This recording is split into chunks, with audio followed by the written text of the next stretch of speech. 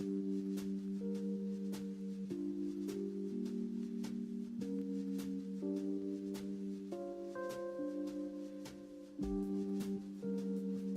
março desse ano, uma aluna do curso de Ciências Sociais da UFRN foi proibida de assistir a uma aula na universidade. O motivo? Ela estava com a filha de 5 anos em seu colo. Além de proibi-la, o professor fez um pequeno discurso explicando seu posicionamento. Vou citar diretamente as falas do professor conforme um jornal online reproduziu. Ela que encontra uma rede de solidariedade para cuidar da criança. Não consegue essa rede de solidariedade? Repense sua vida. Não tem que estar fazendo ciências sociais, não tem que estar estudando na universidade. Você só faz isso se tiver condições. Agora, não vai impor às instituições coisas que não são assimiladas pelas instituições. Ah, eu sou pobre, não tenho. Problema seu. A universidade não tem problema com isso. Se vire. O jornal perguntou ao professor o que ele achava dessas suas falas estarem repercutindo nas redes. Ele adorou. Disse que esses são os seus argumentos para defender a autoridade moral da universidade pública. O que muitos alunos não sabem reconhecer. Ou seja, analisando o que esse homem, mestre e doutor na área de ciências sociais, com parte dos seus estudos no campo dos estudos de gênero, diz, ele muito claramente fala que o pública da universidade onde ele trabalha não inclui mulheres mães. No programa de hoje, a gente vai conversar bastante sobre isso.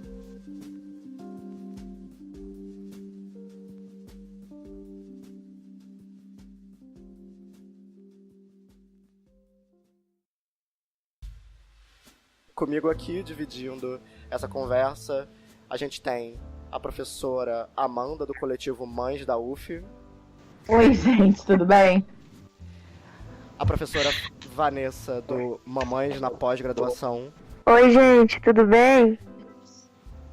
E a professora Fernanda, do Professores contra a Escola Sem Partido, do Movimento Educação Democrática e hoje, mais importante do que tudo, do grupo Mães na Universidade. Fala aí, Fernanda. Oi, gente, boa noite. Então, pessoal, antes de tudo, eu queria perguntar para vocês, né, quais as circunstâncias que levaram a gente a ter essa conversa, né?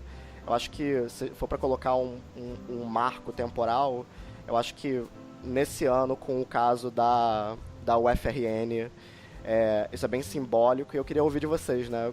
O que o caso da UFRN acabou, como que esse caso acabou repercutindo, como ele fez vocês se reunirem em torno dos seus coletivos, vocês já estavam organizadas nesses seus grupos antes, como é que foi esse caminho de vocês nessa militância que envolve maternidade e acesso à universidade?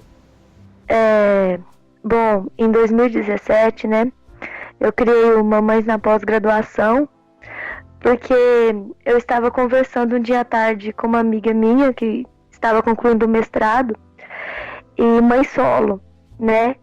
E ela passando por grandes problemas para conseguir terminar a pesquisa, já tinha estourado todos os prazos. E eu participava de muitos grupos de mães nas redes sociais, mas era uma realidade muito diferente da minha, uma realidade muito diferente da minha amiga. A gente não tinha um grupo assim em que nós pudéssemos ouvir histórias semelhantes, sabe? Ganhar aquela força. E aí eu fundei em novembro o grupo. E no mesmo dia que eu criei o grupo, já começou a encher de mães. E as mães se empolgaram, começaram a postar fotos com os filhos, fotos delas dentro da universidade, assistindo aula, em momentos de defesa, nas bancas, e contando os relatos, as dificuldades, as superações, como que elas faziam para driblar todas essas dificuldades e conseguirem estudar. E também foi um momento de muita denúncia, de muito preconceito, né, contra as mulheres mães. Poucas mães negras colocaram seus relatos, mostrando que ainda temos uma quantidade muito pouca de mães negras que conseguem chegar numa pós-graduação. E aí depois disso teve o caso, já em 2018, da Valesca. A Fernanda já me conhecia do grupo Mamães na Pós-Graduação. Teve todo esse movimento dentro de outro grupo que foi o grupo do Bolsista CAPES, né, de mães que se reuniram e começaram a denunciar e apoiar a estudante Valesca, né, da Universidade Federal do Rio Grande do Norte. E aí a Fernanda Moura, ela criou a página Mães na Universidade, tentando reunir todos esses relatos. Esses relatos já ocorriam dentro do Mamães na Pós-Graduação, mas era um grupo fechado, justamente para manter, resguardar essas mulheres, né, pelas denúncias e pelo preconceito, e porque muita coisa ali poderia ser utilizada contra, né, depois, contra essas mães estudantes. E aí a Fernanda me chamou para ajudar a administrar a página, e a gente foi criando uma amizade ao longo disso, e foi tomando proporções que eu nem imaginava. Foi uma coisa muito pessoal e foi crescendo tanto que depois a gente acabou aqui em Goiânia fundando o coletivo de mães da UFG. Está muito no início ainda. As meninas que administram ele, eu não faço mais parte. Eu participei no início com algumas ideias. Elas estão lutando por uma sala, né, para o coletivo, com um espaço para as crianças dentro da universidade. Está sendo uma luta muito difícil para elas. A gente está arrecadando brinquedo, arrecadando roupas para as crianças. Aqui em casa está cheio de coisa para levar para lá, mas não tem onde deixar, porque não tem a sala ainda. E foi crescendo. Depois a Ampeg me chamou para falar sobre o grupo Mamães na Pós-Graduação em um evento deles, né? Um evento nacional, um encontro de mulheres na ciência, né? E aí lá eu falei sobre algumas reivindicações que nós precisávamos e pedi o apoio da Ampeg para divulgar a nossa luta, né? Vanessa, só fala para quem não sabe o que é a Ampeg, né? Associação Nacional dos Pós-Graduandos, né? Isso, a Ampeg é a Associação Nacional dos Pós-Graduandos. Na época, a presidenta da Ampeg era Tamara Naís. Nós fizemos o mestrado juntas e estamos também no doutorado juntas. Então, eu conheço a Tamara há muito tempo. Ela me fez esse convite. Ela apoiou porque nós íamos fazer também um evento aqui agora em agosto na UFG, discutindo maternidade e mundo acadêmico. A professora Ana Carolina Eiras, ela apoia muito a nossa luta. Ela também faz parte do coletivo de mães da UFG. A professora Fernanda, né, do Parenting Science, ela ia vir dar uma conferência junto nesse evento. A professora Priscila Bezerra, autora do livro O Filho é da Mãe, também ia vir aqui falar na conferência. Mas o governo federal, ele cancelou a compra de todas as passagens aéreas por tempo indeterminado. A gente teve que cancelar o evento, adiar. Tomara que dê certo no futuro, ter esse evento, essa realização, esse debate tão importante. E como nós íamos ter um espaço Kids nesse evento, a Tamara Naís, que na época era presidenta da Ampeg, né, da Associação Nacional de Pós-Graduandos, ela conseguiu dar um apoio para o evento, para a gente comprar colchonetes e outros materiais para o espaço Kids. E esse apoio ainda está guardado, porque a gente tem a esperança de que esse evento possa ser realizado, né, nesses tempos difíceis que nós estamos enfrentando. E você, Amanda, como é que você começou a traçar essa jornada aí? Então, Diogo, na verdade eu caí no coletivo meio de paraquedas, assim. Eu descobri por coincidência que o coletivo de mães da UF tinha começado a se movimentar de novo. Nesse ano de 2018, ele já existe há algum tempo, mas as atividades andaram meio paradas, porque eu não sei como é que funciona nas outras universidades, mas nas universidades que eu tive acesso, porque a gente acabou coletando dados de alguns lugares que tinham um coletivo de mães. Nessas outras universidades, a gente sempre ouve um coletivo de mães que a adesão é um pouco mais baixa, ou que as mães não podem nunca participar da reunião. E isso foi acontecendo no coletivo de mães da UF nos anos anteriores, até que as atividades encerraram, né? E aí esse ano, graças a Érica, esse coletivo voltou com bastante força e eu, coincidentemente, comecei a fazer parte do grupo E a Erika me chamou para fazer parte de uma forma um pouco mais ativa. Eu voltei à universidade no período passado, né, em 2018.1, e com isso as minhas atividades no coletivo iniciaram. Nós somos atualmente um grupo de 60 mães, pelo grupo do WhatsApp, que é por onde a gente se comunica melhor. E acho que são 100 mães no grupo do Facebook, mas assim, participando ativamente são 10 mães, né? E a gente iniciou esses trabalhos para pressionar a reitoria, já que houve uma mudança de reitores recentemente, porque houve a eleição.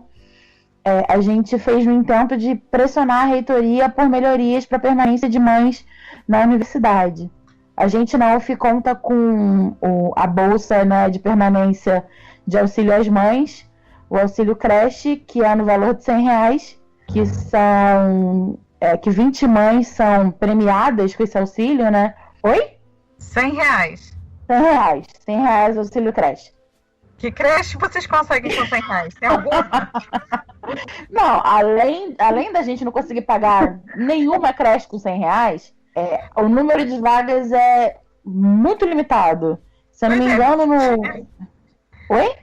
Pois é, 20 vagas para toda a UF. Pois é. Se eu não me engano, eu não tenho como confirmar isso agora, mas eles abriram outro edital para o segundo semestre, né, de 2018, e foram 12 vagas.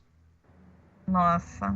Pois é. E as vagas da creche da UF são concorridas com toda a comunidade de Niterói, né, e também com comunidades de outras cidades, porque eles conseguiram isso junto à prefeitura, abrir para outras cidades, né, por conta dos alunos da UF, mas no começo desse ano, para o primeiro, eu não sei exatamente como é que é, mas assim, para a primeira turma deles, que são de 2 anos a 2 anos e 11 meses, foram 7 vagas. Nossa! Pois é. Então a gente está lutando a partir do começo desse ano, né, para ver se a gente consegue alguma melhoria. E aí nossa vida tem sido pressionar a reitoria para ver se eles fazem alguma coisa pela gente. E me diz uma coisa, Amanda, a gente teve notícia recentemente, né, foi noticiado como uma grande conquista que teria sido liberado pela reitoria o acesso das crianças ao bandejão. Sim. E aí, como é que foi isso? As crianças estão podendo se alimentar no bandejão? Não. O acesso às crianças, não. O acesso às crianças era proibido desde 2010, se eu não me engano. E aí houve uma movimentação, foi liberado, mas em 2014 ele voltou a ser proibido. Com essa pressão que a gente tem feito à reitoria, eles liberaram o acesso de crianças amamentadas ao bandejão. Isso quer dizer que as crianças que ainda são alimentadas no peito podem entrar, mas não podem consumir os alimentos. E essas crianças, a gente ainda não sabe como vai acontecer, porque foi uma coisa que aconteceu, que foi liberada no começo das férias, no último conselho universitário que teve, né? Mas pelo que a gente entendeu até agora, vão ser liberados o acesso dessas crianças com as mães até 6 meses de idade, né?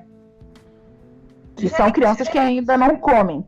Então elas só vão poder de fato entrar com a mãe que ainda as amamenta no peito, mas só entrar. Gente, isso é muito surreal.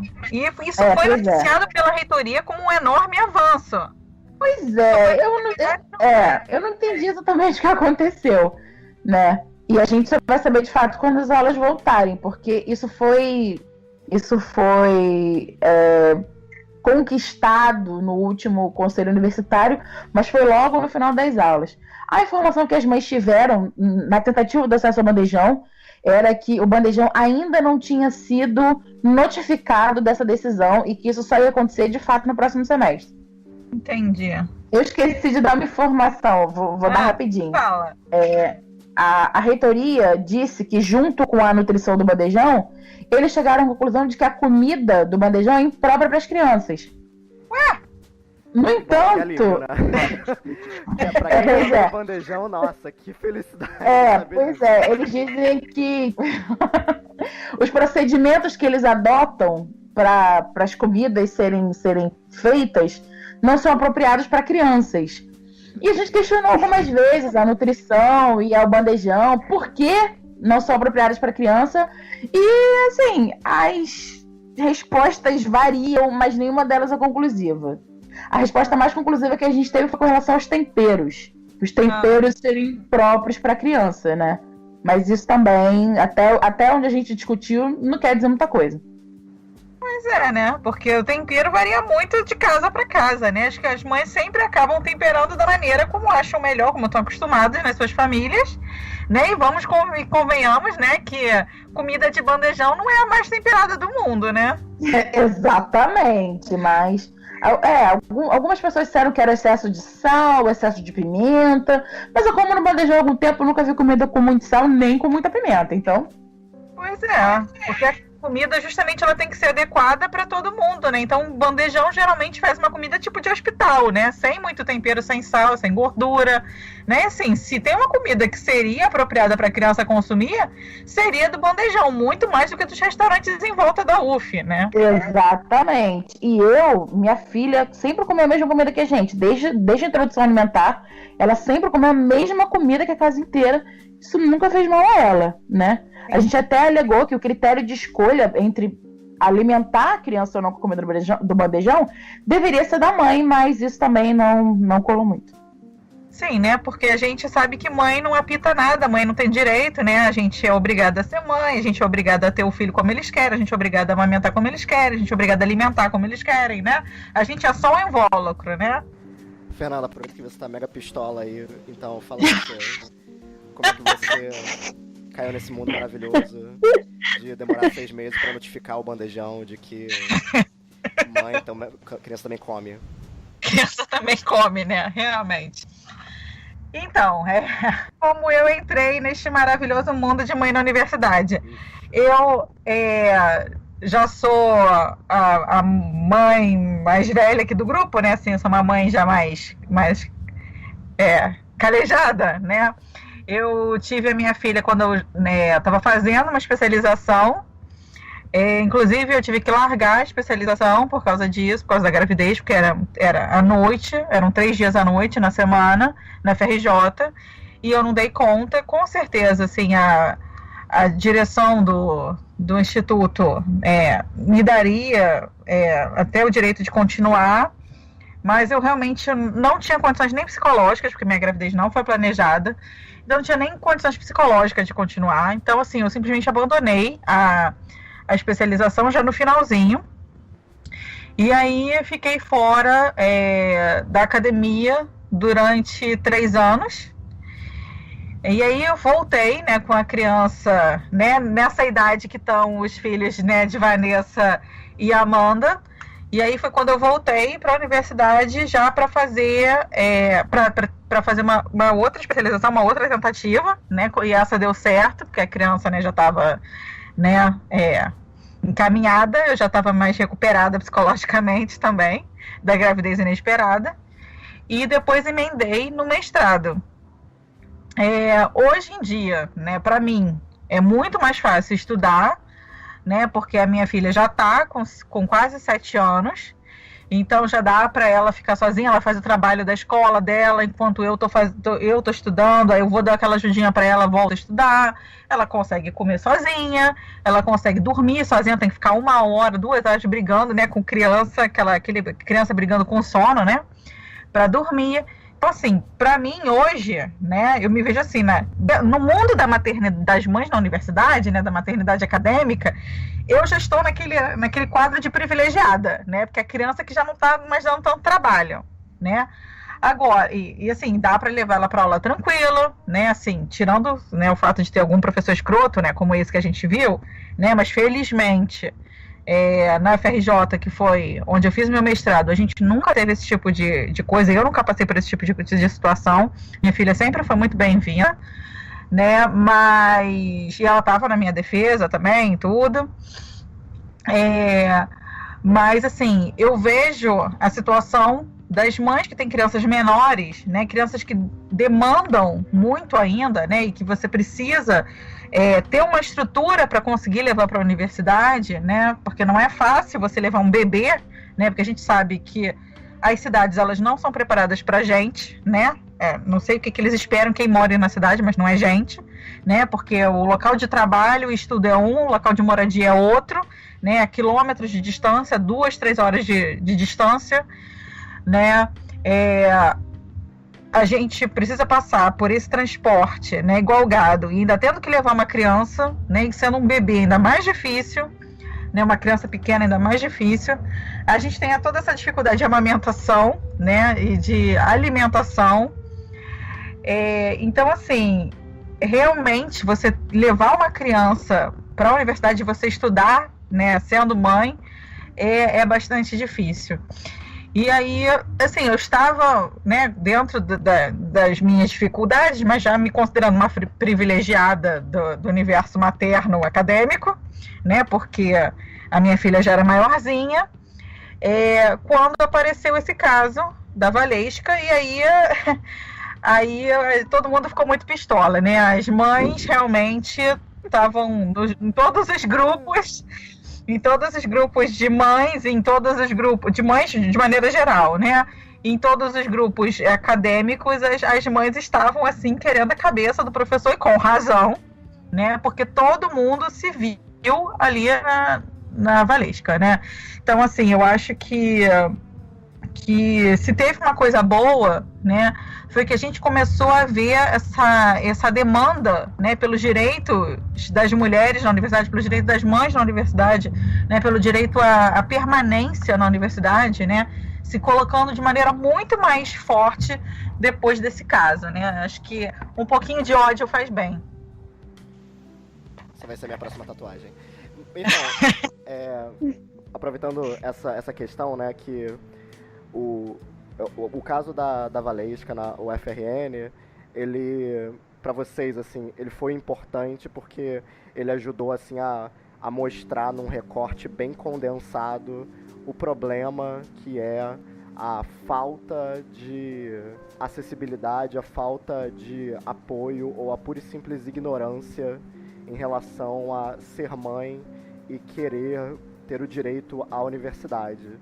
E aí, dos relatos que vocês estão acostumados a ver nas páginas, do que vocês estão acostumadas a vivenciar enquanto mães na universidade, como é que vocês acham, assim, que o machismo se manifesta mais, assim, seja não necessariamente com vocês, mas dos relatos que vocês estão acostumadas a acompanhar? O que toca mais, o que bate mais forte, né, nessas situações, assim? Diogo, essa questão do machismo, ela já começa na entrevista, né? Quando uma mãe vai tentar, por exemplo, um mestrado ou um doutorado. Já começa com o seguinte: você vai querer ser mãe, né? Isso já não acontece com o homem, né, que vai tentar uma vaga. Ninguém vai questionar se ele vai querer ser pai ou não, ou a competência dele. Aí você pega, por exemplo, um banheiro feminino. Às vezes, até quando há um milagre, tem ali um local para trocar a fralda, né? Banheiro masculino, isso nunca que vai existir, né? Já fica ali definido qual que é a função da mulher. Depois, quando você consegue entrar numa vaga, que foi o que eu escutei assim, que eu não precisava nem... Porque, na realidade, Diogo, eu tive a minha filha durante o doutorado, né? No segundo ano de doutorado eu engravidei. Então, passei pelo puerpério durante o doutorado, e agora que eu tô finalizando meu doutorado, e aí eu escutei o seguinte, que eu não precisava de terminar minha tese, que eu tava com a minha tese no meu braço, né? Não dentro do meu programa de pós-graduação. Que ótimo. Não escutei isso dentro do meu programa de pós-graduação, não. Mas dentro da minha universidade. Então, fiquei muito revoltada, né? Porque ninguém vai falar para um homem que ele não precisa de terminar uma tese. Imagina, ele é competente. Ele é um homem, né? Uhum. Agora a mulher... Coitada da mulher, né? Então, já começa aí.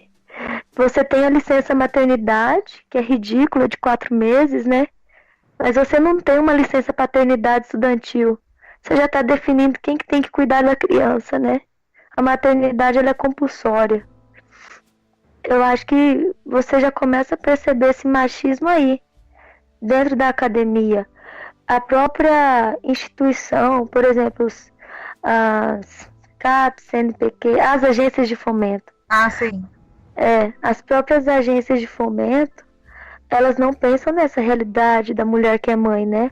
A pesquisa do Parenting Science já mostra isso.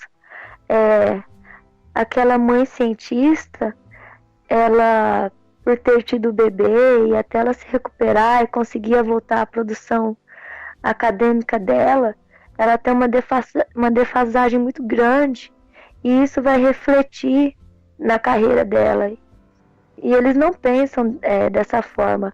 Nós mesmas, estudantes dos programas de pós-graduação, nós não temos um tempo diferenciado para entregar um trabalho, para entregar uma dissertação, uma tese. Tem lá a licença maternidade de 4 meses, mas 4 meses é muito pouco. Eu lembro quando eu estava passando pelo puerpério, era tão difícil, e eu ainda tinha uma tese para escrever. Eu falava assim que eu preferia fazer 3 doutorados ao mesmo tempo do que passar pelo puerpério. Com certeza. Só sendo mulher mãe para entender isso. E aí você depois termina um puerpério que na verdade você não terminou, porque ele não dura só 4 meses, e você é obrigada a enfrentar disciplinas, a enfrentar artigo, evento acadêmico que não tem nenhum respaldo para a mãe. A mãe tem que participar de evento, tem que produzir, mas não tem nenhuma ajuda. A mãe tem que viajar para participar de evento, mas não tem nenhuma ajuda financeira. Não tem nada pensando na mãe, na mulher. Porque a gente tem que ser realista, que a maioria das mães das universidades ou são mães solos, ou são mães que são casadas e o pai da criança não ajuda em nada. Eu ainda me sinto privilegiada nesse sentido, porque o meu marido, ele divide as tarefas, né? Mas ainda assim a maternidade ela tem um peso social muito grande em cima de mim que não tem nele. Ele está terminando o curso dele de Direito, ele foi pai durante a graduação e ninguém nunca questionou, ninguém falou para ele o que falaram para mim, ninguém falou para ele o que já falaram para várias outras mulheres, né? Aí já começa o machismo. Eu lembro que um dia ele tinha uma prova e eu tinha que ministrar um mini curso lá na universidade, né? E a gente não tinha com quem deixar a nossa filha, né? E aí eu falei assim pra ele, tá vendo? Você tem uma prova. Você já imaginou tanto de mulheres que tem provas e não tem com quem deixar a criança? Uhum. E aí ele ficou pensando, ele ficou refletindo, né? Porque falta isso, falta o homem se colocar no lugar da mulher. Nunca que ele vai conseguir sofrer o que a mulher sofre, mas eu acho que falta empatia, sabe, na sociedade. E a maioria dos professores são homens, né? E eles não conseguem perceber isso. E o pior é que se viesse o preconceito só dos homens, mas eu já ouvi relatos de mães, né, de mulheres professoras, né, de professoras universitárias que têm preconceito daquelas professoras que são mães, né?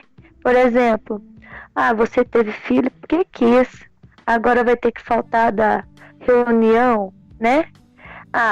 Tá cansada, mas você teve filho porque você quis, né? E a própria mulher, ela às vezes dentro da academia, ela não tem essa empatia, não tem a sororidade com a outra, né? Muito complicado isso. Aquela noção de que você não pode ser mãe e pesquisadora. Você tem que ser pesquisadora apesar de você ser mãe, né? O que é uma lógica muito... Isso, você tem que escolher. Você tem que escolher, Diogo. É isso que eles fazem. Tanto que isso é tão delimitado, isso é tão escancarado, que dentro de sala de aula, os professores fazem piadas com isso. Olha, hein? Não vai engravidar não, hein? Não engravida agora durante a graduação não, hein? Deixa pra você engravidar depois de terminar seu mestrado. Deixa pra você engravidar depois do doutorado. Olha, isso é tão triste, porque nesse encontro que teve da Ampeg, eu conheci uma mulher com 38 anos. Ela é cientista, pesquisadora, estava terminando o doutorado. Ela falou assim pra mim: eu vim aqui ouvir esse GT porque eu tenho 38 anos, eu tenho 11 anos de casada, mas eu até hoje não tive coragem de ter filho. É um sonho que eu tenho na minha vida, mas eu não tive coragem de ter filho porque eu penso que vai atrapalhar na minha carreira e eu não vou conseguir conciliar a maternidade com a pesquisa científica, né? E aí ela falou assim: só que agora eu tenho mais 2 anos ainda para concluir o meu doutorado. Será que eu vou conseguir engravidar? É isso que acontece com a mulher. E a gente pensa que essa é uma situação a qual os homens não estão submetidos, né? Porque quem tem o seu corpo modificado, né, todos os seus hormônios mexidos, é a mulher, ok, né? Mas, para além disso, depois, né, todos os cuidados com a criança, né, tudo socialmente, né, o que é estabelecido, é que cabe à mulher. Né? Então, assim, não importa para um homem se ele é pai, para a carreira dele isso não faz nenhuma diferença, porque não é ele que cuida de qualquer maneira. Né? Na hora que ele precisa fazer alguma coisa, ele vai fazer. Né? Ele vai tirar o tempo dele, o tempo que for necessário, vai ter o tempo dele para estudar, ele vai ter o tempo dele para todos os compromissos, ele vai ter o tempo dele para descansar, né? Enquanto as mulheres vai caber todo o cuidado, né? Então a gente não vai ter esse tempo. Né? Então, inclusive, a mãe geralmente é diminuída porque tem filho e o pai é o herói, né? Exatamente. Nossa, você tem filho, que legal que você tem um filho, você trabalha, que bacana. E a mãe é sempre, né? Nossa, você foi ter filho agora, que nova. E o seu trabalho não vai prejudicar? Pois é. Né? Então, assim, a gente... Você troca fralda. Você troca a fralda. É verdade. Né? O pai herói é o cara que troca a fralda e dá banho. Nossa, como que você deixa, né? Que absurdo. Pois é. E aí a gente vê que para eles isso não faz a menor diferença, né? Então eu acho muito interessante, assim, por exemplo, no Facebook, né? É uma coisa que eu já notava durante a graduação, depois notava nos cursos que se seguiram, que eu fiz ao longo da vida, né? Mas é hoje em dia que a gente tem o Facebook, que a gente acaba sabendo um pouco mais da vida pessoal, né, dos professores, assim, né? Porque a gente tem os professores lá no Facebook, né? Aquela coisa. E que a gente vai vendo, né? Eu fico impressionada, porque, assim, os homens de sucesso na academia, né, se você parar para reparar, eles têm esposa e filhos, né? Porque ter esposa e filhos não demanda nada deles. Eles podem continuar com a vida acadêmica deles da mesma maneira, com a mesma produtividade. Agora, se você pega para observar as mulheres, né, de maneira geral, estou falando, né, mas as mulheres que têm maior sucesso, maior prestígio acadêmico, né, são aquelas que ou nunca foram casadas ou que se separaram, né, e aquelas que, ou mesmo sendo casadas, escolheram não ter filhos, né, porque aí elas conseguem ter tempo para elas, né, porque você ser esposa e você ser mãe, né, significa você pegar o seu tempo, né, e doar para outra pessoa, né, e de maneira que não é reconhecida, né. Isso é um trabalho não pago, né? Então, assim, isso é um trabalho que, se a gente está na pesquisa, isso é um trabalho que é tirado da nossa pesquisa, né? E uma coisa que eu sempre coloco, né, assim, foi fundamental para que eu conseguisse terminar a minha dissertação, ter me separado, né? Porque se eu tivesse continuado casada, eu não teria entregado a minha dissertação. Jamais, eu não teria conseguido, sabe? E eu sei que isso não é a realidade de todo mundo, mas, assim, pelo que a gente tem visto, né, pelo que a gente analisa, eu acho que ainda não tem tantas pesquisas assim para pós-graduação, né, para pesquisa em si, mas tem para outras profissões, né, o quanto, né, que o marido, ele suga do tempo da mulher, né, e isso impede que a mulher avance na sua carreira, né. Então, assim, isso é uma questão muito importante. Assim, a gente pensar que essa maternidade que é compulsória, né? Porque a gente não tem direito, por exemplo, ao aborto, né? A gente não tem o direito a uma laqueadura, né? Que está lá na lei, que é mais de 25 anos ou 2 filhos, né? E você tem já os 25 anos e 2 filhos, e mesmo assim você não consegue, porque tratam você como uma incapaz, né? Como alguém que não sabe o que é da vida, da própria vida, como alguém que não é capaz de decidir, né? Os médicos decidem por você, eles acham que você vai se arrepender, e por isso não fazem sua laqueadura, né? E aí, você nessa maternidade compulsória, né? Você é obrigado a abrir mão de tudo, né? Abrir mão do seu tempo, da sua carreira, para poder ser mãe, para poder cuidar do seu marido, porque é isso, por mais que a gente seja feminista, né? O que eles obrigam a gente a fazer, na maior parte das vezes, é cuidar deles, né? Porque você não tem nenhum apoio em casa. Se você cuida da casa, você está cuidando da casa deles, então você está cuidando deles, né? E você não tem tempo para sua carreira, né? E eu acho interessante essas pesquisas que saem agora, né, sobre como a maternidade diminui, né, a produtividade acadêmica das mulheres, né? E é importante a gente colocar, né, que não diminui a produtividade das mulheres, porque, né, como já foi dito há muito tempo atrás, eu lembro, uns 10 anos atrás, tinha uma pesquisa de que o cérebro da mulher diminuía durante a gravidez, sabe? As coisas assim, que essa ciência machista justificando as desigualdades, né? A gente, acho que vale até a pena botar o link aí depois pra gente dessa pesquisa de que o cérebro da mulher diminuía durante a gravidez. Claro, mas que a placenta é feita. É matéria cinzenta. Aí ela passa pela garganta, né? O cérebro passa pela garganta, desce e vai pra lá, né? A placenta é feita de cérebro. Essa é a mágica do corpo humano. É a mágica, exatamente. E aí, e assim, a gente discutir, né, por que a nossa produtividade cai e a dos homens não cai quando eles se tornam pais, né? Porque o cuidado todo é colocado nas nossas costas, né? Porque é naturalizado que uma mulher perca um compromisso ou perca uma aula, né? Porque tem que ficar tomando conta dos filhos, mas do marido não.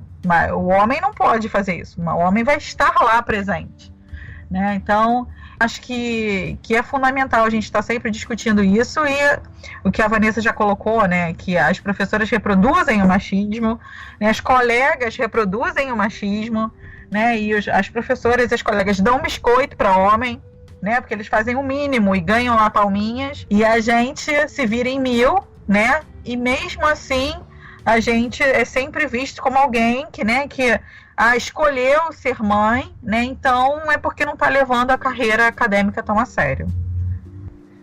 A Vanessa, eu acho que estava falando da licença maternidade, né? A licença maternidade na UF é de 90 dias.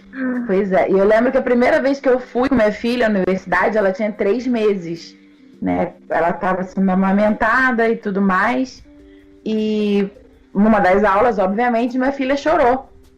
Isso é uma das milhares de histórias que eu tenho para contar, mas essa é uma delas. A mais marcante é quando eu estava grávida, a minha DPP era no dia da prova de uma matéria. E eu fui comentar com a professora, né? E aí ela falou que eu tinha que dar o meu jeito, porque ela não tratava alunas grávidas de forma diferenciada.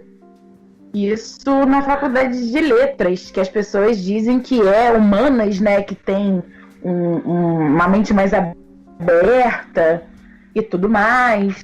Mas enfim, e outro caso foi que eu levei minha filha com 3 meses para aula. Eu fui à aula, né, assisti a aula, depois eu fui pro meu estágio. E aí eu tava trocando minha filha no banheiro, né? E aí uma professora entrou no banheiro e me viu. E ela falou pra mim assim, com a maior boa vontade do mundo: não tem por que você submeter a sua filha a isso, só por causa da sua graduação. Ela não disse que eu tava sendo egoísta, mas ela disse que eu tava sendo egoísta. Ela disse. Ela disse. E a gente ouve esse comentário a vida inteira depois que você se torna mãe. Eu voltei à graduação depois que minha filha fez 2 anos e pouco. E eu lembro como se fosse hoje, no dia que eu cheguei em casa, eu recebi um e-mail do professor de latim e eu pensei, pronto, ele vai reclamar que eu levei minha filha para aula.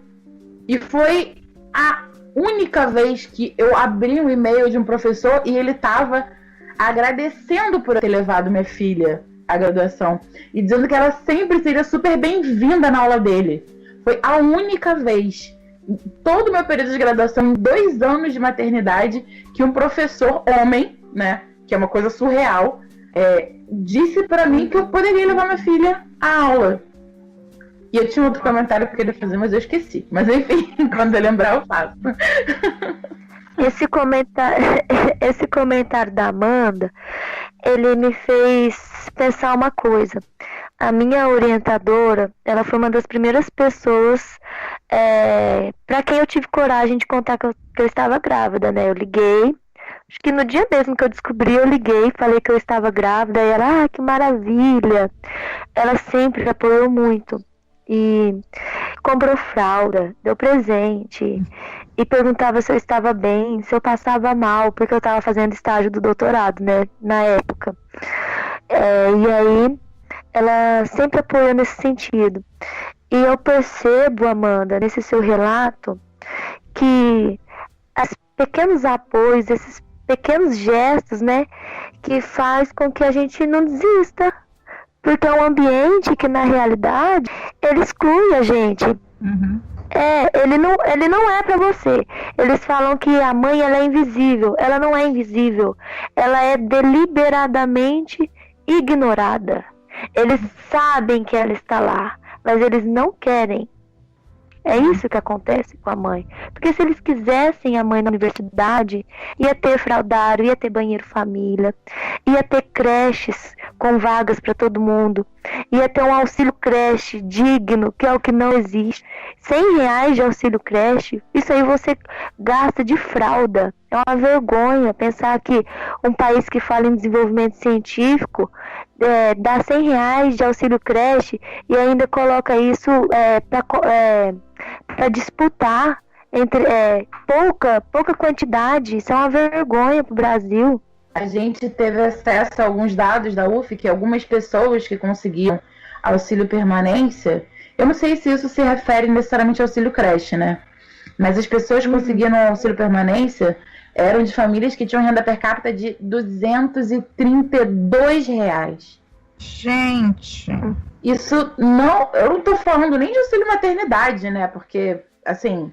Mas você ser uma pessoa de baixa renda numa universidade já é uma coisa absurda. Você ser uma mãe de baixa renda na universidade eu não tenho palavras para descrever, porque é excludente de tantas formas. E nesse tempo de graduação, eu tive apoio de 2 professores. E foi isso que me manteve na faculdade.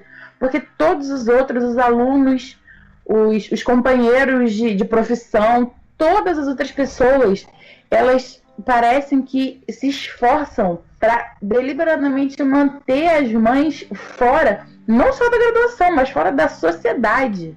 É aquela coisa de filme infantil estrear e as pessoas começarem a postar que se verem crianças chorando no cinema, vão chutar a criança. A universidade é tipo isso condensado, né? E tudo em cima de você. E eu lembro de várias situações pavorosas de mães que fazem parte do coletivo de mães da UF. Uma mãe, ela teve a licença maternidade dela, o exercício domiciliar dela, negado com 3 meses, uma criança de meses. Assim, os exemplos são os mais absurdos possíveis. E a mãe não é invisível, não. Ela é liberadamente expulsa de qualquer ambiente no qual ela tente resistir, tente ocupar. É de qualquer um deles. Sim, e a gente... E assim, eu acho que fica particularmente significativo, né? Se a gente pensar que... Tudo bem que as demandas são muitas, né? Mas que assim... agora tem teto de gastos, a gente não pode isso, não pode aquilo, não pode outro, não tem dinheiro. Tá, mas antes de ter o teto de gastos, já não tinha, né? Então, essa que é a primeira questão, né? Não dá para usar isso como desculpa para tudo, né? Porque nesse caso de garantir a permanência de estudantes pobres, né? E mães na universidade, né? Isso nunca se colocou. Né? Então, não é só falta de dinheiro, é falta de vontade mesmo, né? E eu acho que, para além disso, assim, existem medidas que são muito simples, né? Então, assim, essa coisa da gente pensar né, de a possibilidade, por exemplo, de documentos, né, a mãe que está com o filho pequeno não precisar ir até a universidade para entregar o documento, ela poder enviar isso pela internet, né, aquelas pequenas coisas, né, que a universidade pode fazer, mas não faz mesmo assim, né, o banheiro família custa caro, ok, quantos andares tem na universidade? Não precisa botar um banheiro família em cada andar. A gente pode botar um para não sei quantos andares, porque a demanda é pequena, a gente desce com a criança, tudo bem, não tem problema. Um fraldário no campus, que é o que não tem. Não tem fraldário em nenhum lugar do campus. Não Exatamente. Tem um fraldário.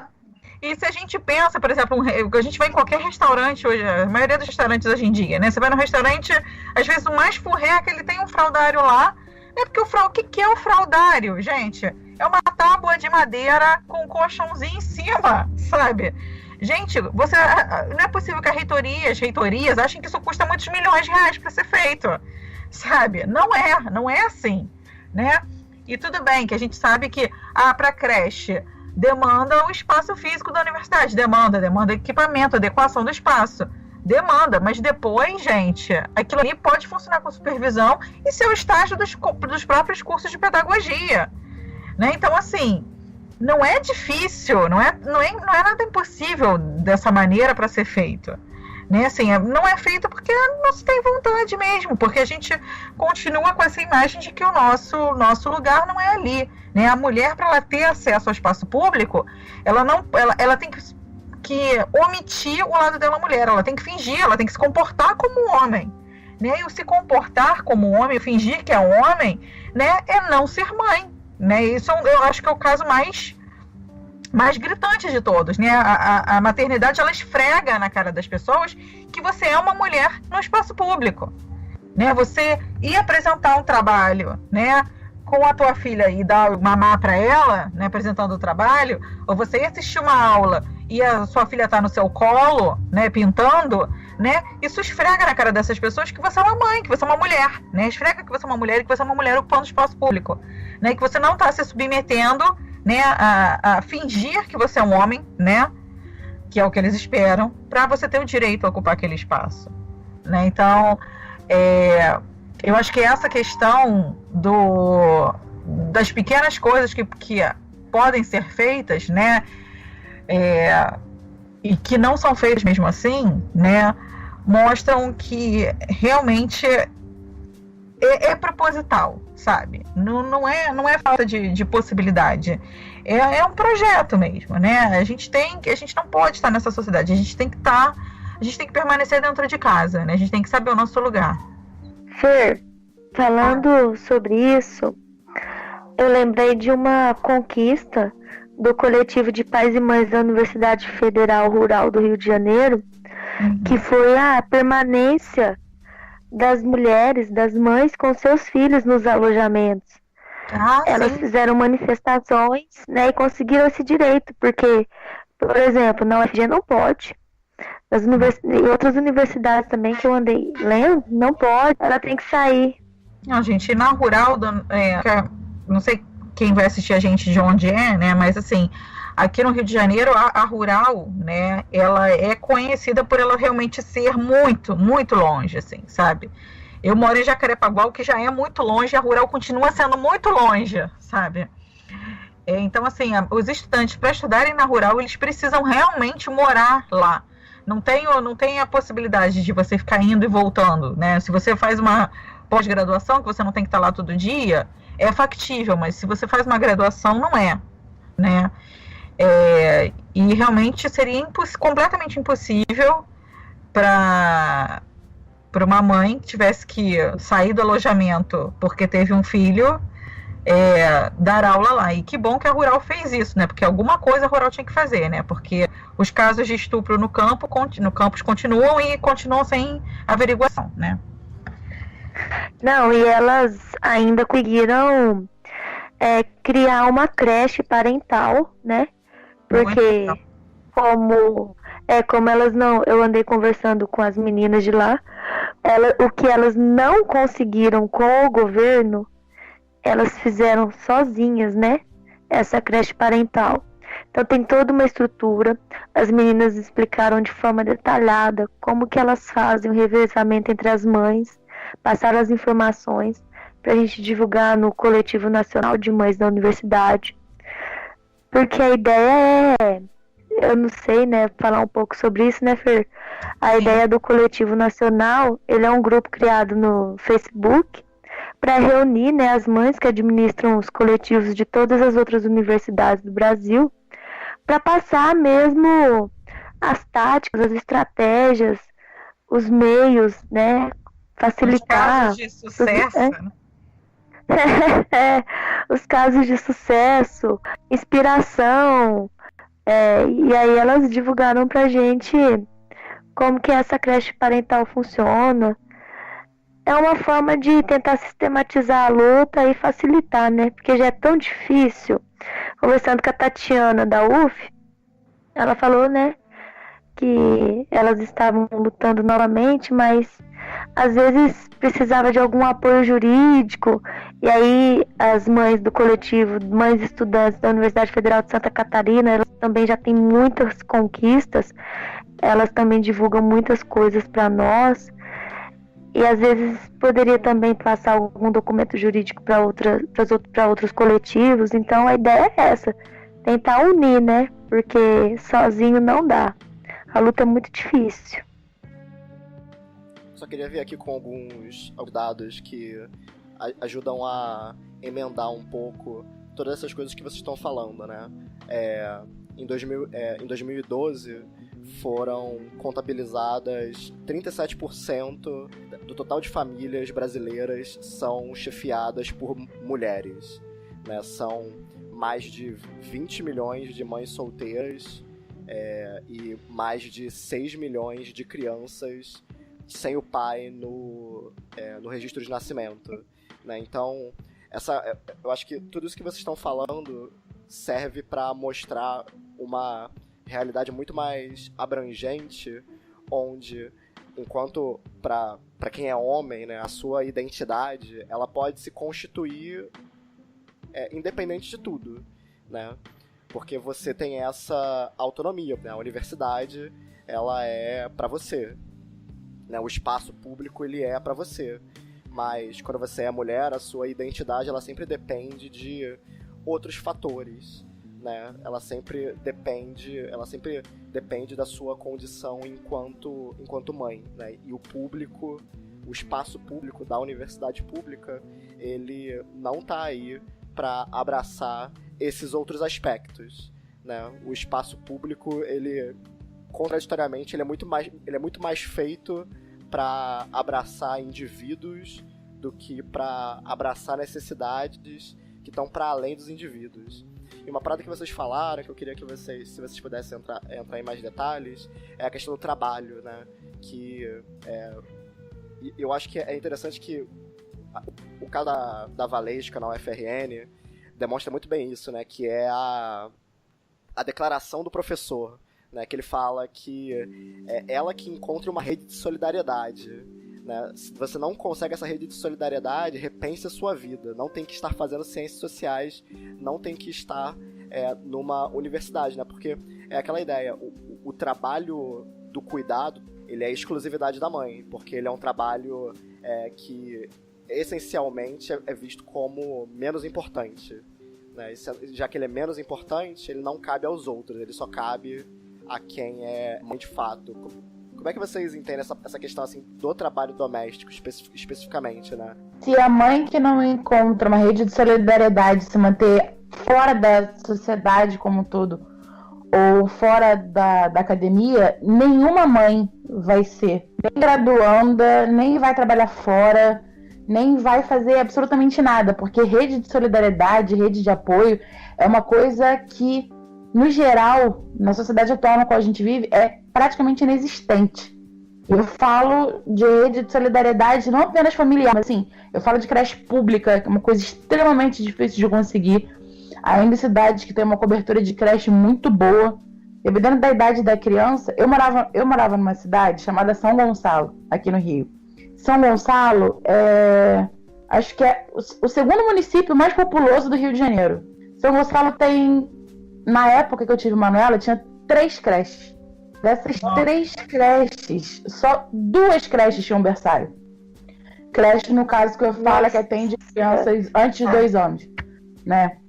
Então, a minha mãe trabalha, o pai da minha filha trabalhava, no momento está desempregado, mas assim, eu fiquei 2 anos sem ir para a universidade e eu voltei com Manuela com 2 anos de teimosa. Porque se eu não tivesse me forçado a voltar, eu não teria voltado até hoje. Porque até hoje minha filha não tem vaga em creche pública. Por isso que a gente luta, a gente pleiteia, a gente briga com a reitoria, a gente briga com todo mundo, porque na academia a gente tem a torcida contra das pessoas da academia e zero apoio da sociedade, né? Não falando apenas da universidade, mas das prefeituras, dos estados, a gente tem zero apoio. Então, eu acabei não entrando, né, no trabalho doméstico, mas falando de uma forma mais ampla, eu conheço mães que têm filhos de 3, 4 anos de idade que não conseguem trabalho. Simplesmente não conseguem. Não tem nenhum motivo pelo qual elas não conseguiriam. Antes de elas terem filhos, elas tinham um currículo impecável. Depois que elas engravidam, elas simplesmente não conseguem mais trabalhar. Eu conheço mães que foram demitidas no dia em que voltaram da licença maternidade. Então, a gente entra na faculdade e a gente insiste na faculdade porque é um espaço que as pessoas não podem, de fato, expulsar a gente. Porque de todos os outros espaços a gente expulsa. Quando a gente fala de trabalho doméstico, a gente conhece muitos exemplos de pessoas que têm ajuda do marido em casa, né, e que são gratas por toda a mínima ajuda que elas têm do marido que trabalha fora. E nesse quesito eu sou muito, muito sortuda, graças a Deus, mas eu conheço histórias de mães que sofrem uma jornada quádrupla, porque tem mais de um filho que fica em casa, que fica com a vizinha numa prestação de favores, né? E eu fico muito feliz quando eu ouço histórias como o do coletivo de mães da Rural, que conseguiram uma creche parental, porque eu conheço pouquíssima coisa de seropédica, mas eu tenho certeza que se essas mães não tivessem essa creche parental, elas seriam do bolo de mães que teriam abandonado a faculdade, porque não tem o que fazer com o filho. Amanda, também você me fez lembrar uma coisa, que a creche da Universidade Federal de Goiás, e eu creio que também seja um projeto em todas as creches de universidades, né, do Brasil, ela tem a concorrência para vaga, e é uma concorrência muito disputada, mas que a creche só pega crianças a partir de 1 ano. Quer dizer, além dela ser concorrente, muito concorrida, ela estipula que a mãe que tem um filho de 11 meses, ela não tem a creche na universidade, não tem vaga para ela. Então, o que essa mãe vai fazer? Ela vai trancar o curso? Ela vai parar de estudar? Uhum. A mãe persiste por teimosia mesmo. Se ela não tiver essa rede de apoio, é teimosia mesmo. A creche aqui da UFA é a partir de 2 anos. E a maioria das creches de Niterói, que é o lugar no qual eu moro atualmente, também são a partir de 2 anos. Você conseguir vaga no berçário ou para uma criança que tenha menos de 3 anos de idade, menos de 4 anos de idade, é loteria. É você ganhar 1 milhão, porque não existe. Então, quer dizer que essa mãe, até a criança fazer 2 anos, ela não tem uma rede de apoio, ela não tem com quem deixar a criança, ela vai ficar fora do mercado de trabalho, aí ela vai querer depois retomar o mercado de trabalho, vai levar um currículo que tem 2 anos, sem ter trabalhado, um currículo vazio naquele período de tempo, e ela vai justificar isso como? E eles vão aceitar isso? Como que funciona, né? Gente, nessa questão, assim, acho que é importante a gente colocar algumas questões, né? Primeiro, que os legisladores, eles legislam sobre os nossos corpos e eles nos dizem que nós temos que ser mães, né? Eles nos obrigam a ser mães.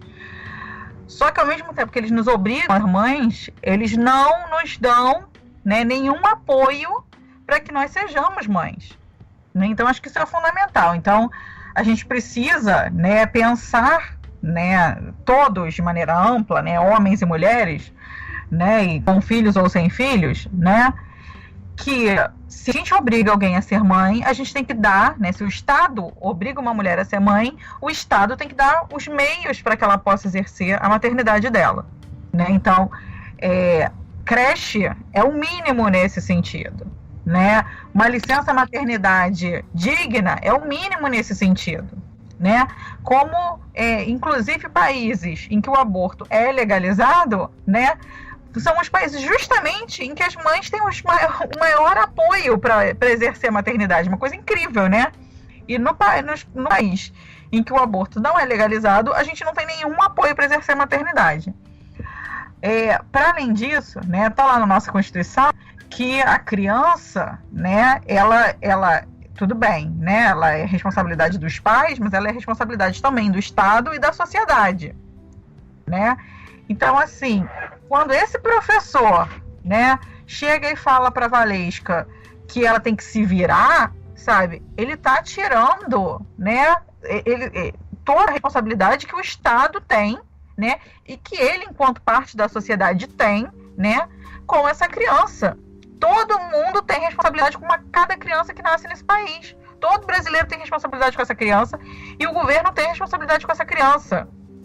A criança não nasceu, né, no Geração Espontânea, nasceu da mãe, acabou e pronto, né, ou dos pais, mas a gente sabe que pais, né, quem é responsabilizado na maior parte das vezes é a mãe, né, então assim, essa questão, né, de falar da rede de apoio é desonerar, né, o governo do que seria a sua responsabilidade, que é justamente uma delas é a responsabilidade por ti, né, e as universidades deveriam, né, ter creche, justamente para que as mães possam exercer também seu direito constitucional à educação, né, porque a educação é um direito. Não diz lá que se você for mãe você perde esse direito, né? Então isso tem que ser garantido para a mãe também, né?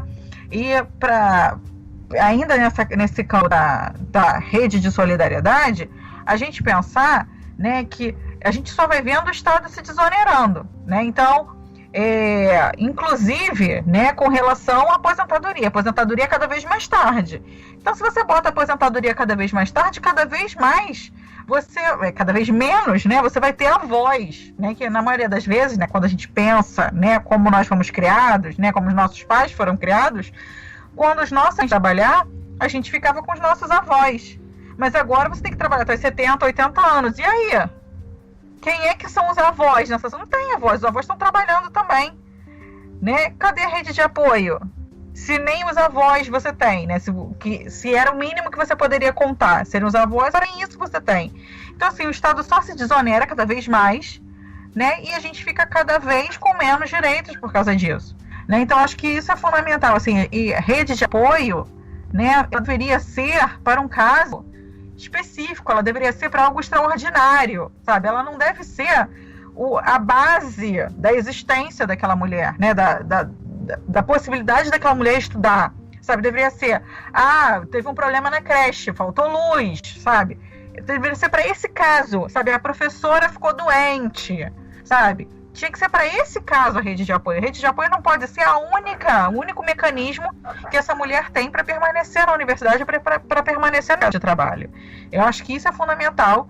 E pensar que rede de apoio não pode desonerar o Estado, não pode tirar a responsabilidade que toda a sociedade tem com as crianças que nascem, né? Então, assim, esse professor, né, que supostamente, né, tem vasto conhecimento no campo de estudo de gênero, ele pode ter vasto conhecimento no campo de estudo de gênero que ele tiver, mas ele é extremamente machista. E ele deixa isso claro, né, quando ele faz questão de esquecer a própria legislação que a gente tem, sabe, os próprios direitos que as mulheres têm resguardados, sabe, e falar em rede de apoio e colocar toda a responsabilidade sobre uma mulher, sobre uma menina, né, uma mulher jovem, que toma conta sozinha de uma filha, né, que tem que trabalhar no contraturno para sustentar essa criança sozinha, sabe? É de uma crueldade que assim, é muito atroz, sabe? A gente não pode aceitar esse tipo de coisa.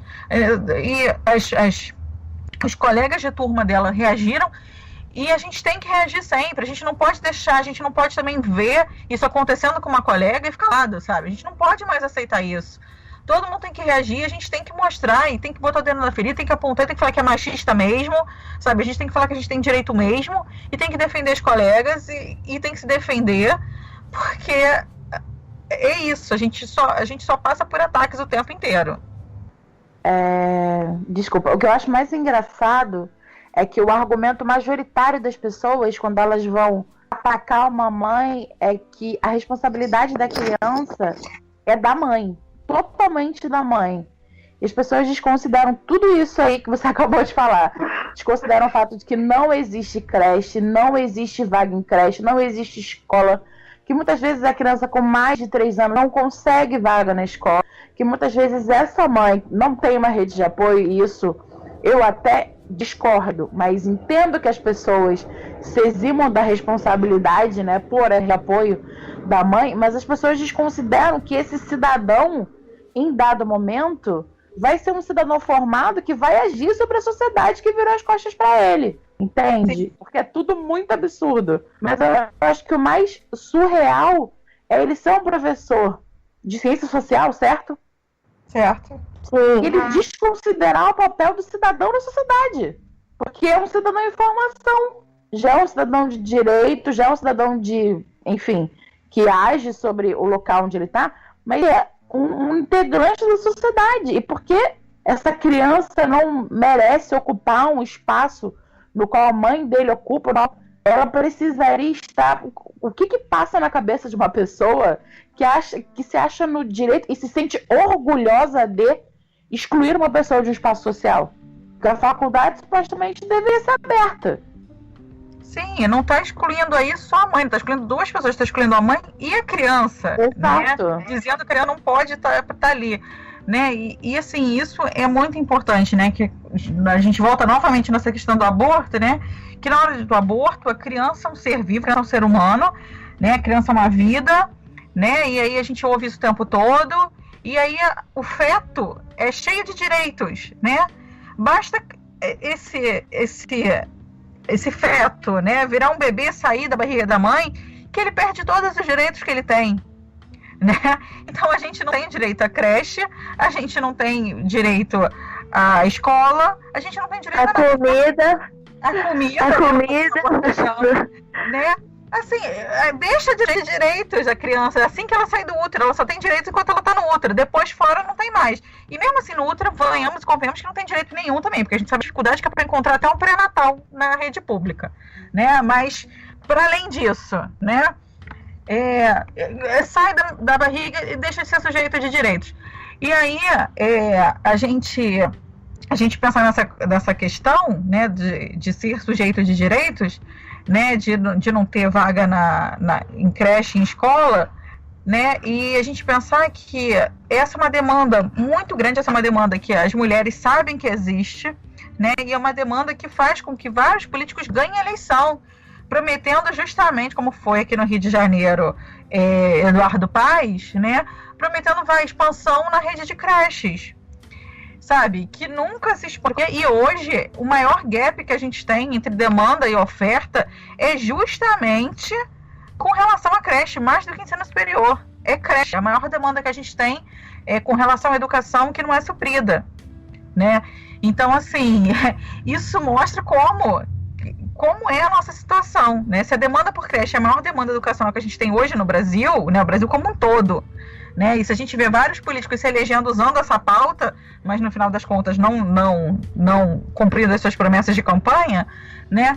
A gente vê que sobrou para quem esse cuidado, né, que deveria ser da creche, né? Sobrou para a mãe. E aí, o que a gente faz? A gente fica fora do mercado de trabalho, a gente fica fora da academia, né? E a gente é obrigada a preencher, né, as lacunas que são do Estado, né? E aí, nesse sentido, novamente, volta para o trabalho não remunerado, né? Porque para você exercer esse papel de mãe, você não está ganhando salário, você não tem 13º, você não tem férias, você não tem FGTS, você não tem nada. Você está trabalhando para a manutenção da vida, né? Para os futuros trabalhadores, né? Para os futuros... né, que já são cidadãos, né? Mas se você pensar, se você conta a cidadania só com adulto, né? Para os futuros cidadãos do país, né?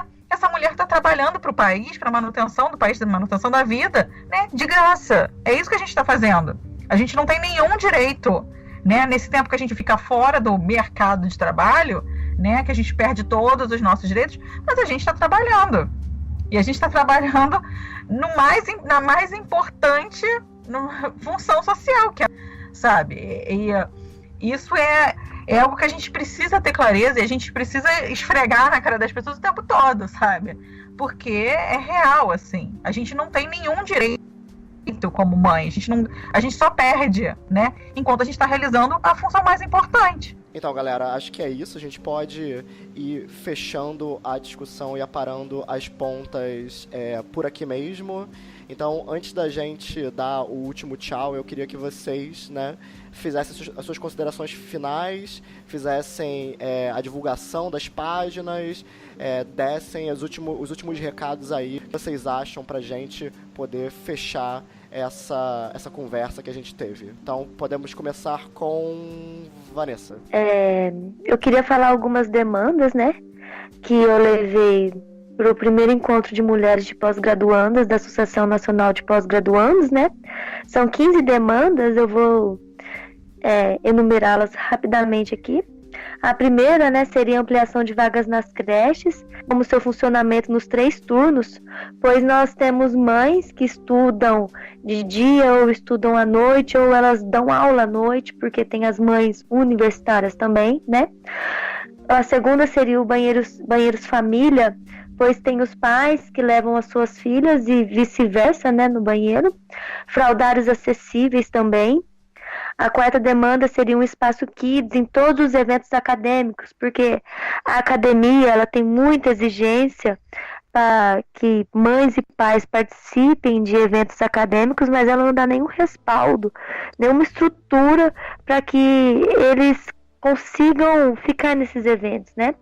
Depois, uma outra demanda seria o livre acesso de crianças acompanhadas de seus cuidadores em espaços como restaurante, né, o restaurante universitário e também a biblioteca. O livre acesso com alimentação inclusa nesses restaurantes, né? Uma sala específica em cada universidade brasileira para ser a sede do coletivo de mães de cada universidade. Ou seja, cada universidade brasileira tem um coletivo de mães, mas não só um coletivo no plano das ideias, não. Um coletivo no plano físico também, né? O 8, que seria um encontro nacional de todos os coletivos de mães universitárias, envolvendo debates como maternidade, assédio, discriminação, saúde mental e mercado de trabalho. O 9 seria um espaço no laboratório de informática, com computadores e espaço kids integrados, né, para as mães e pais utilizarem com seus filhos. O 10º seria a ampliação, né, do auxílio creche em todas as universidades, né, que esse auxílio creche ele fosse realmente para todas as mães e pais, né. O 11 seria editais acadêmicos diferenciados para as mulheres mães. O 12º seria a exigência da flexibilidade de tempo para mulheres mães entregarem trabalhos acadêmicos, também, né, uma prorrogação dos prazos de defesas dessas mães, também entrega de artigos científicos, né? O 10º seria o aumento do período de licença maternidade de 4 para 6 meses, ainda acho pouco 6 meses, mas começar devagar, né? O 14º seria essa extensão dessa licença maternidade também para as mães não bolsistas, porque já existe essa licença maternidade para as mães bolsistas, mas ela não atinge as mães não bolsistas. O 15º seria a obrigatoriedade do pagamento das passagens e diárias para as crianças quando a mãe for convidada para eventos ou bancas acadêmicas, porque isso também não existe. Então, quer dizer, a mãe ela é convidada para um evento, para uma banca acadêmica, e ela tem que esquecer que ela tem filho para cuidar, que ela tem família, né? E eu queria aqui aproveitar para divulgar o grupo Mamães na Pós-Graduação no Facebook, também a página Mães na Universidade aí com a Fernanda, né, com a Fernanda Moura, e também o grupo Coletivo Nacional de Mães na Universidade, e também o Coletivo de Mães da UFG. Esse coletivo de mães da UFG eu não faço parte da administração, mas as meninas, a Juliana Martins, a Vanessa Fonte, a Carol, né, a Inês, são mães maravilhosas, são mães também, não só estudantes da graduação, né, um coletivo composto por mães da graduação, da pós-graduação, também técnicas administrativas, e também mães universitárias. Então, que engloba toda a comunidade universitária da Universidade Federal de Goiás. Tá bem no início esse coletivo, mas eu tenho certeza que vai ser um coletivo com muitas vitórias, muitas conquistas e que terá muito sucesso e apoio para muitas mães, porque é isso que as mães precisam, principalmente as mães mais vulneráveis, as mães negras. Então, a única coisa que eu posso dizer, eu acho, é que, infelizmente, ser mãe na universidade é uma luta de resistência diária e a gente tem que resistir e impor a nossa presença e mostrar para essas pessoas que elas não vão conseguir fazer a gente voltar para a pia de jeito nenhum, que a gente vai estar na universidade e a gente vai estar com as nossas crias, quem deixar as crias com ninguém, né? Que a gente vai estar em todos os lugares e a gente não vai arregar, a gente não vai arregar o pé de jeito nenhum, e é isso aí. Se alguém precisa de qualquer tipo de apoio no que a gente puder ajudar, o coletivo de mães da UF está disponível, tanto eu quanto a Érica. É só me procurar no Facebook, Amanda Monteiro Firmino, ou procurar o coletivo de mães da UF, o grupo do Facebook. E é isso aí, gente. Infelizmente a gente tem que lutar, mas a gente tem que agradecer que mães, felizmente, aprendem juntas e vamos se unir, porque ninguém vai ajudar a gente, não. A menos que a gente faça muito barulho, a gente lute muito e passe dia, noite, madrugada, ninando a criança num braço e batendo na universidade com o outro. Assim, acho que para fechar, eu queria... não sei, eu acho que... Acredito eu, né, que esse podcast vai ser ouvido só por mães, né? Porque a gente sabe que a gente vive nessa sociedade em que as mães são colocadas na bolha, né? Mas assim... A audiência é top. Tá, vou tentar acreditar nisso. Mas...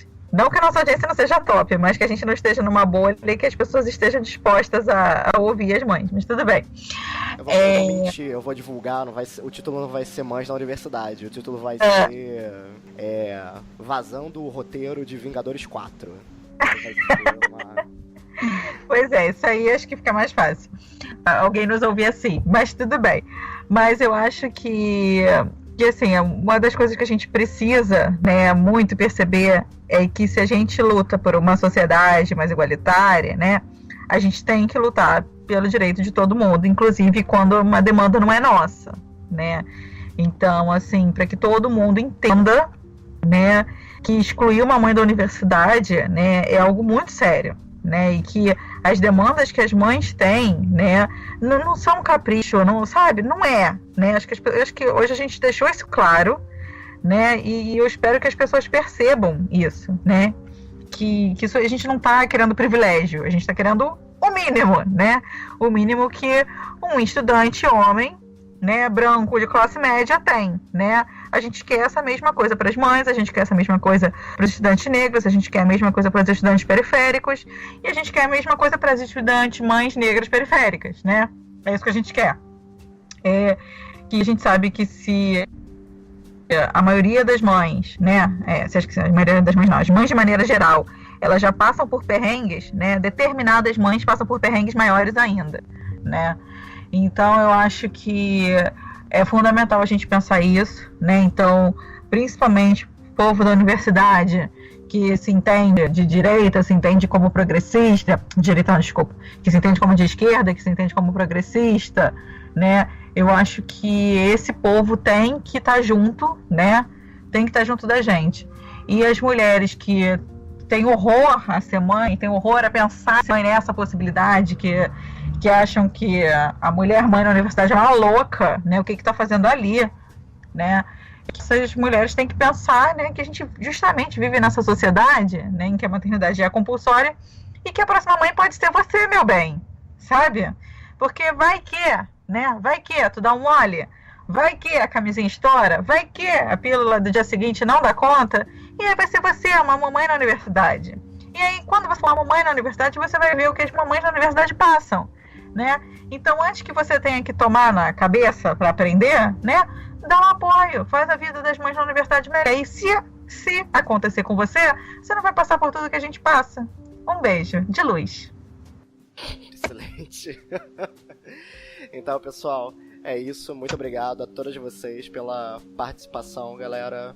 Até a próxima, pra quem tá ouvindo. Um beijo, tchau.